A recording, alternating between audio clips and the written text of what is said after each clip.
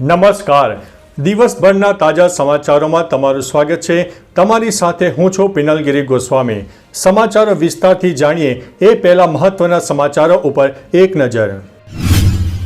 નમસ્કાર મિત્રો, મહત્વની હેડલાઇન્સ ઉપર નજર નાખીએ તો અમદાવાદીઓ માટે ખાસ સમાચાર. પનીર ખાનારા લોકો આ સમાચાર ચોક્કસથી સાંભળી લે. ત્યારે વાત થશે બહુચરાજી વિસ્તારના ખેડૂતો માટે રાહતના સમાચાર. રાજ્યના ઐતિહાસિક વારસાને ઉજાગર કરવા માટે 6 નવા સંગ્રહાલય બનશે. યોગી આદિત્યનાથ પર બનેલી રહેલી ફિલ્મનો ફર્સ્ટ લુક જાહેર થયો છે. સૂર્યાએ 21.1 કરોડ રૂપિયામાં 2 ફ્લેટ ખરીદ્યા છે. ભીષણ આગમાં 24 લોકોના મોત. વાત છે દક્ષિણ કોરિયાની. ત્યારે વાત થશે પાકિસ્તાનની હાલત અત્યારે ખરાબ જોવા મળી રહી છે. હીટવેવથી પોતાને તમે આ રીતે બચાવી શકો છો. ભારતની વધુ એક સફળતા સામે આવી છે. સીએમએ પ્લોટના સનદનું વિતરણ કર્યું છે. વરુણ ધવન થયો છે ઘાયલ. આરબીઆઈએ એચડીએફસી બેંક પર દંડ ફટકાર્યો છે. મોંઘવારીનો વધુ એક માર. સૌથી વધુ ગરમ શહેર રહ્યું છે સુરેન્દ્રનગર. હવે મિત્રો સમાચારો વિસ્તારથી. ગુજરાતમાં ગરમીથી આંશિક રાહત મળી રહી છે. ઘણા જિલ્લામાં 2 ડિગ્રી તાપમાન ઘટ્યું છે. દરમિયાન સૌથી વધુ સુરેન્દ્રનગરમાં 38.3 ડિગ્રી તાપમાન નોંધાયું છે. રાજકોટમાં 38.1, અમરેલીમાં 38, અમદાવાદમાં 38.2, ગાંધીનગરમાં 37.4, ડીસામાં 37.6, વલ્લભ વિદ્યાનગરમાં 36.1, વડોદરામાં 37.2, સુરતમાં 35.2, ભુજમાં 37.2, નલિયામાં 32.5, પોરબંદરમાં 31.4, ભાવનગરમાં 34.9, મહુવામાં 36.6, કેશોદમાં 34.6 ડિગ્રી તાપમાન નોંધાયું છે. મિત્રો, મહત્વનું છે કે હવામાન વિભાગે આગામી અઠવાડિયામાં ગુજરાતમાં છૂટોછવાયો વરસાદ થઈ શકે તેવી પણ આગાહી વ્યક્ત કરી છે. મિત્રો, અન્ય મહત્વના સમાચારની વાત કરીએ તો મોંઘવારીનો વધુ એક માર. દેશમાં ટૂંક સમયમાં કેન્સર, ડાયાબિટીસ, હૃદયરોગ અને એન્ટીબાયોટિક્સ દવાઓના ભાવમાં વધારો થઈ શકે છે. આ સરકાર દ્વારા નિયંત્રિત દવાઓના ભાવમાં 1.7% સુધીનો વધારો થઈ શકે છે. એવું કહેવાઈ રહ્યું છે કે કેન્દ્ર સરકાર દ્વારા દવાઓના ભાવમાં વધારાની અસર 2 થી 3 મહિના પછી જોવા મળી શકે છે, કારણ કે 90 દિવસનો સ્ટોક પહેલેથી જ ઉપલબ્ધ છે. કાચા માલ અને અન્ય ખર્ચમાં સતત વધારો થવાને કારણે આ નિર્ણય લેવામાં આવ્યો છે. મિત્રો, અન્ય મહત્વના સમાચારની વાત કરીએ તો આરબીઆઈએ એચડીએફસી બેંક પર દંડ ફટકાર્યો છે. આરબીઆઈએ ભારતની સૌથી મોટી ખાનગી બેંક એચડીએફસી પર 75 લાખ રૂપિયાનો દંડ ફટકાર્યો છે. આરબીઆઈના જણાવ્યા અનુસાર કેવાયસી માર્ગદર્શિકાનું પાલન કરવામાં નિષ્ફળતાને કારણે બેંક સામે કાર્યવાહી કરવામાં આવી છે. ઉપરાંત આરબીઆઈએ non banking financial company KLM Axiva Finvest પર 10 લાખ રૂપિયાનો દંડ ફટકાર્યો છે. ડિવિડન્ડ ઘોષણા અંગેના નિયમોનું પાલન ન કરવાને કારણે આ કાર્યવાહી કરવામાં આવી છે. મિત્રો, અન્ય મહત્વના સમાચારની વાત કરીએ તો વરુણ ધવન ઘાયલ થયો છે. વરુણ ધવન તેની આગામી ફિલ્મ હે જવાની તો ઇશ્ક હોના હે ના શૂટિંગમાં વ્યસ્ત છે. આ દિવસોમાં ફિલ્મનું શૂટિંગ ઋષિકેશમાં ચાલી રહ્યું છે. આ દરમિયાન વરુણે સોશિયલ મીડિયા પર એક પોસ્ટ શેર કરી હતી, જેમાં તેણે જણાવ્યું છે કે તેની આંગળીમાં ઈજા થઈ છે. જોકે વરુણ ધવને કોઈ માહિતી આપી ન હતી કે કેવી રીતે ઘાયલ થયો છે. મિત્રો, અન્ય મહત્વના સમાચારની વાત કરીએ તો સીએમ ભૂપેન્દ્રભાઈ પટેલે રાજકોટ ખાતે રાવળદેવ સમાજના લાભાર્થીઓને પીપળિયા ગામે ફાળવેલ પ્લોટના સનદનું વિતરણ કર્યું. સીએમએ કહ્યું કે એક જ દિવસમાં રાજકોટના વિવિધ સમાજના અનેક પરિવારોના જીવનમાં આવાસરૂપી અજવાળું પથરાયું છે, જે આનંદની વાત છે. રાજ્ય સરકાર આવાસની સાથોસાથ અન્ન, આરોગ્ય અને શિક્ષણ જેવી પાયાની જરૂરિયાતો લોકો સંતોષી શકે અને સૌ કોઈ વિકાસના મુખ્ય પ્રવાહમાં જોડાઈ શકે તેવી નેમ સાથે કામ પણ કરી રહી છે. મિત્રો, અન્ય મહત્વના સમાચારની વાત કરીએ તો ભારતની વધુ એક સફળતા.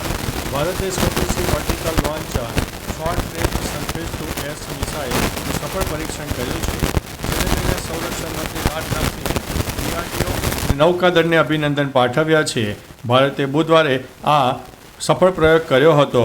દરમિયાન ટૂંકી અંતરની સપાટીથી હવામાં પ્રસાર કરતી મિસાઇલનું સફળતાપૂર્વક પરીક્ષણ પણ થયું. આ મિસાઇલ સિસ્ટમ ભારતીય નૌકાદળની ક્ષમતા અને શક્તિમાં વધારો કરશે. મિત્રો, અન્ય મહત્વના સમાચારની વાત કરીએ તો હીટવેવથી પોતાને આ રીતે બચાવો. દેશના હાલ ઘણા રાજ્યોમાં ગરમી ચાલુ થઈ ગઈ છે.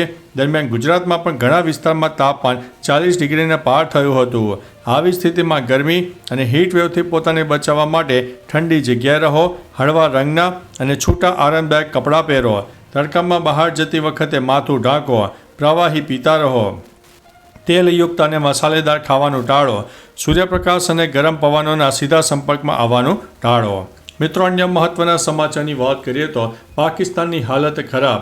ગયા વર્ષે સુલતાન અજલાન શાહ કપમાં રનર્સ અપ રહેલા પાકિસ્તાનને આ વખતે મલેશિયા હોકી ફેડરેશન દ્વારા આમંત્રણ આપવામાં આવ્યું નથી. પાકિસ્તાન હોકી ફેડરેશનના એક સૂત્રના જણાવ્યા અનુસાર ગયા વર્ષે PHFના ભૂતપૂર્વ અધિકારીની ભૂલને કારણે PHF મલેશિયા હોકી ફેડરેશનના દેવામાં ડૂબી ગયું હતું. લોન ચૂકવવામાં અસમર્થતાને કારણે આ વખતે MHFએ નવેમ્બરમાં યોજાનાર અજલાન શાહ કપ માટે પાકિસ્તાનને આમંત્રણ આપ્યું નથી. મિત્રો, અન્ય મહત્વના સમાચારની વાત કરીએ તો ભીષણ આગમાં 24 લોકોના મોત. દક્ષિણ કોરિયાના જંગલોમાં ભીષણ આગ લાગી છે. આ આગમાં અત્યાર સુધીમાં 24 લોકોના મોત થયા છે, જ્યારે 19 લોકો ઘાયલ પણ થયા છે. જ્યારે અધિકારીઓના જણાવ્યા અનુસાર બચાવ કામગીરી ચાલુ છે. અત્યાર સુધીમાં 23,000 લોકોને સલામત સ્થળે ખસેડવામાં આવ્યા છે.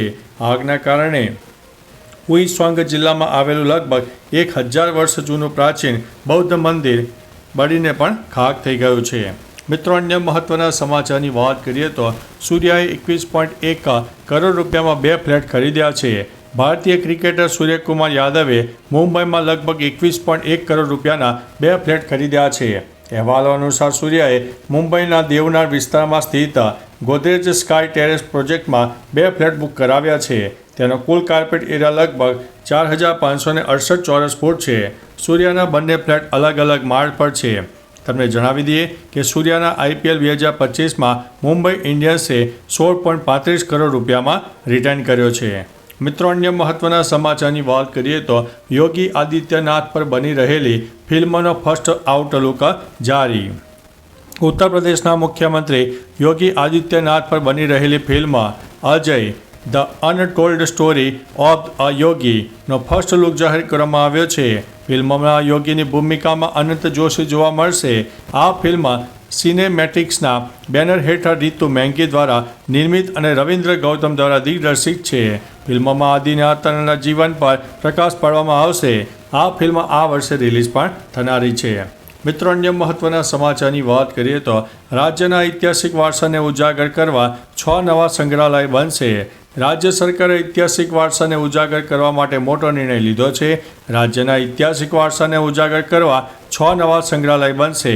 આ વર્ષના અંદાજપત્રમાં સંગ્રહાલયોના સમારકામ માટે 39 કરોડ રૂપિયાની વધુની જોગવાઈ કરવામાં આવી છે. હાલમાં ઐતિહાસિક વારસાને પ્રદર્શિત કરતા ગુજરાત વંદના સંગ્રહાલયનું 12 એકર વિસ્તારમાં એકતાનગર ખાતે નિર્માણ કરવાની કામગીરી પણ ચાલી રહી છે. મિત્રો, અન્ય મહત્વના સમાચારની વાત કરીએ તો બહુચરાજી વિસ્તારના ખેડૂતો માટે રાહતના સમાચાર. બહુચરાજી વિસ્તારના ખેડૂતો માટે સારા સમાચાર છે. ધારાસભ્ય નર્મદા કેનાલમાં 30 એપ્રિલ સુધી પાણી ચાલુ રાખવા મુખ્યમંત્રીને રજૂઆત કરી હતી. ધારાસભ્ય મુખ્યમંત્રી ભૂપેન્દ્રભાઈ પટેલ અને જળ સંપત્તિ પુરવઠા મંત્રી કુંવરજીભાઈ બાવળિયાને લેખિત રજૂઆત કરી. તેમણે કેનાલમાં 30 એપ્રિલ સુધી પાણી ચાલુ રાખવાની માગ કરી. આ નિર્ણયથી વિસ્તારમાં ખેડૂતોને મોટી રાહત પણ મળનારી છે. મિત્રો, અન્ય મહત્વના સમાચારની વાત કરીએ તો જો તમે પનીર ખાતા હોય તો આ સમાચાર તમારા માટે. અમદાવાદીઓ માટે આ સમાચાર ખાસ અગત્યના છે. અમદાવાદમાં પનીર વિક્રેતાઓ પર અમદાવાદ મ્યુનિસિપલ કોર્પોરેશન બગડી છે. અમદાવાદ મ્યુનિસિપલ કોર્પોરેશનના આરોગ્ય વિભાગે તપાસ હાથ ધરી છે, જેમાં 2 દિવસમાં 263 કિલો પનીરનો જથ્થો સીઝ કર્યો છે. 3 એકમનો 245 કિલો પનીરનો જથ્થો વેચવા માટે સ્થગિત કરવામાં આવ્યો છે. આમાં હાથીજણનું વસંતીબેન મહિલા ગૃહ ઉદ્યોગ સીલ કરાયું છે, કેમ કે અહીં લાયસન્સ ન હતું અને અનહાઇજેનિક સ્થિતિ હતી. તેથી આ કાર્યવાહી કરવામાં આવી છે. તો ચાલો મિત્રો, ફરીથી દેશ અને દુનિયાના સુપરફાસ્ટ સમાચાર લઈને મળતા રહીશો. ત્યાં સુધી અમને રજા આપશો. નમસ્તે.